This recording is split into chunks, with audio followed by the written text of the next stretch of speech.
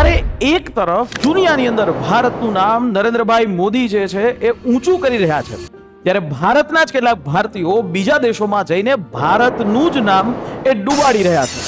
તમે આ મહિલા છે જેનું નામ છે અનાયા અલવાની. આ મહિલા યુએસની અંદર ઇલિનોસમાં એ ફરવા જાય છે. ત્યાં એઝ અ ટુરિસ્ટ તરીકે એ જાય છે અને ત્યાંના એક સ્ટોરમાં જઈ અને ત્યાં થોડી શોપિંગ કરે છે. પણ શોપિંગ તો કરે છે, 7 કલાક સુધી એ સ્ટોરમાં આંટા મારે છે, કાર્ટ લઈને જાય છે અને છેલ્લે પૈસા ચૂકવ્યા વગર બહાર જવાની કોશિશ કરે છે, એટલે કે ચોરી કરવાની કોશિશ કરે છે. હવે આ જ પ્રકારે ભારતમાં રહી અને બીજા કોઈ દેશનો નાગરિક ભારતના કોઈ સ્ટોરમાં જઈને ચોરી કરે તો આપણને કેવું લાગે?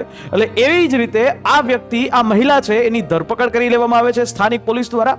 અને આ જે ચોરી છે એ માત્ર $1300 એટલે કે લગભગ 1 લાખ રૂપિયાની ચોરી એ કરવામાં આવે છે. આ જ બધા લોકોને કારણે આપણે ભારતીય લોકો એનું જે ગર્વ છે એ નીચું થાય છે. પણ આ બધા લોકોએ પણ સમજવું જોઈએ કે આ પ્રકારનું કૃત્ય એ દેશની જે આબરૂ એ લૂંટવા જેવું છે.